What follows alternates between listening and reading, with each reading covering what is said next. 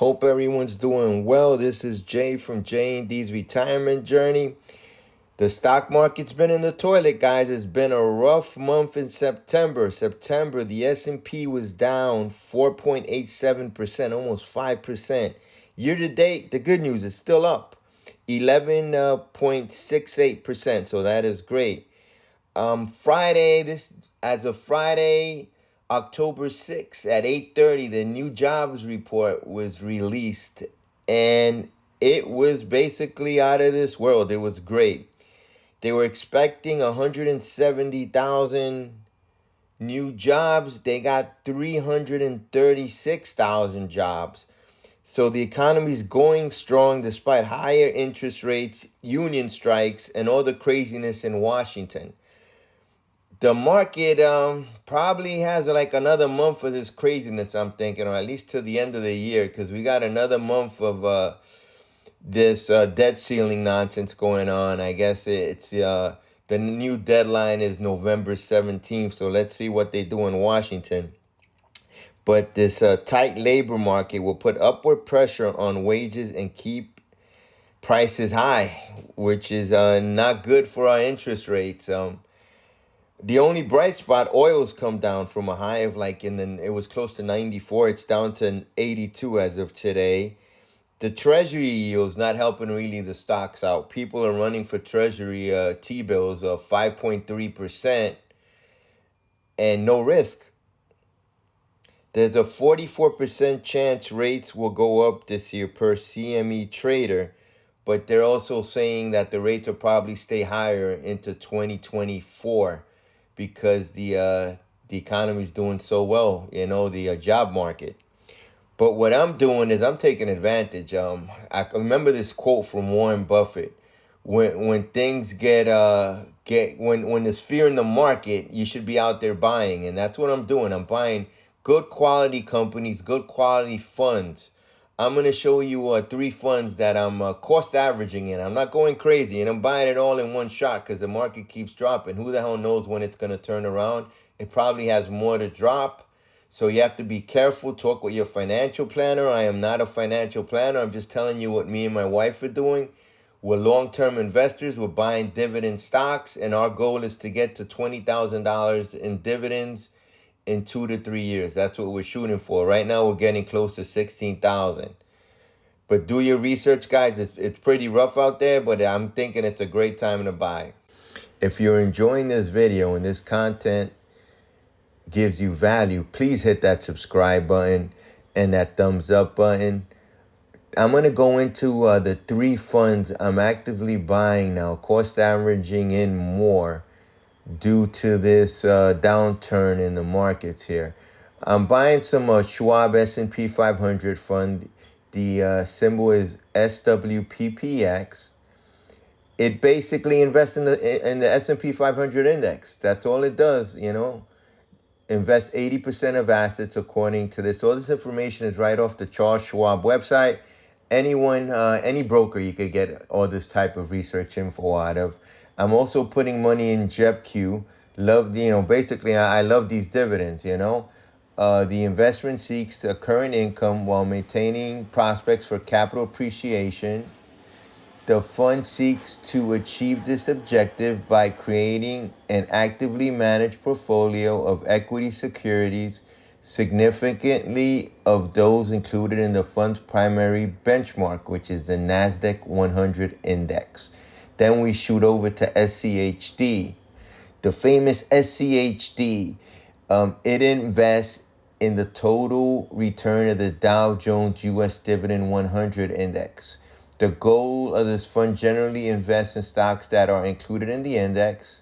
The index is designed to measure the performance of high-yielding dividend stocks issued by U.S. companies that have a record of consistently paying dividends, which is great. We love those dividends. Let's take a quick look at the gross expense. You can see here the S&P 500 index fund. It's the smallest at 0.02.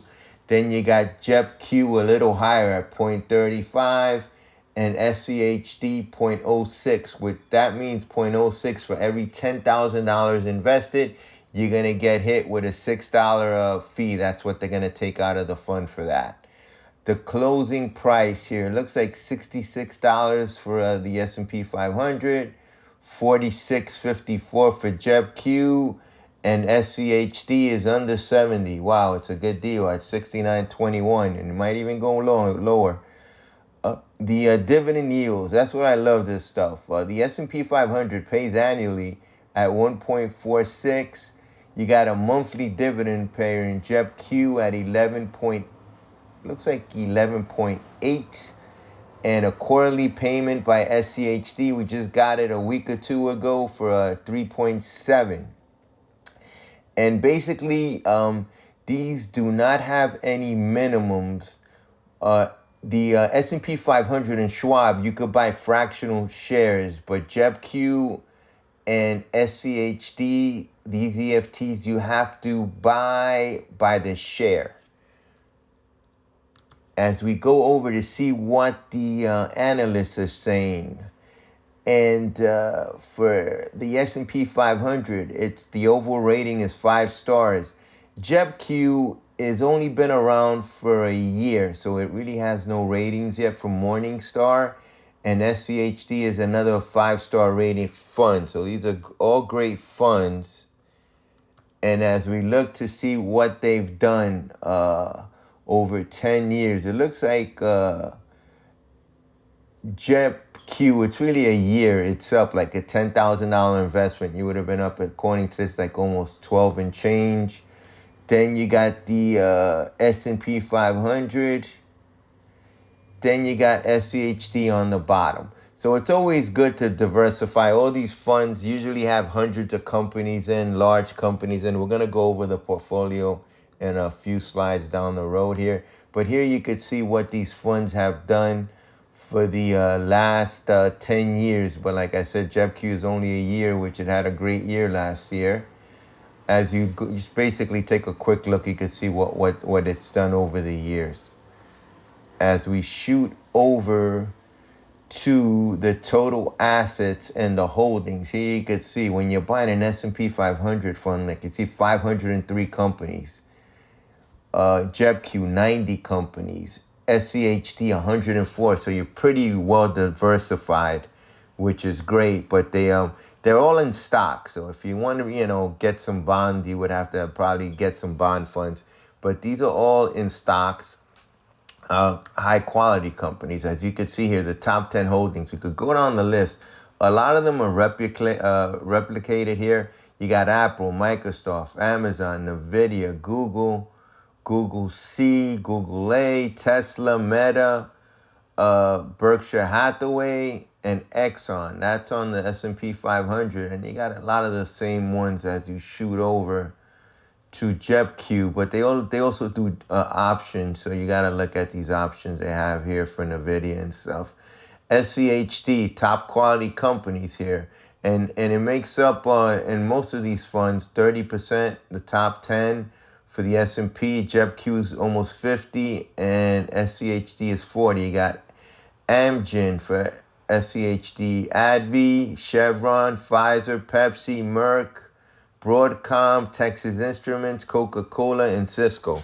All great companies, all long-term dividend payers. That's what we like, and they increase their dividends. The sector weightings, you could see the breakdown here by sectors, For the S&P 500, looks like the financials and healthcare and IT are the biggest. Same deal for JEPQ. Since it's NASDAQ, it's definitely high in IT companies, 48%. And as you can see, the breakdown for SCHD is it's across the board. The top two look like it's 17% for industrials and IT. So we shoot over to the market cap. They're all basically, most of them are large and giant companies, as you can see by the breakdown here for all three funds. We shoot over to the top 5 countries, basically high 90s to 99% all U.S. companies. So again, do your research, guys. These 3 EFTs that I'm buying, they might not be right for you guys, so talk with your financial planner. Good luck, and remember to hit that subscribe button and that thumbs up button. Thanks again for watching.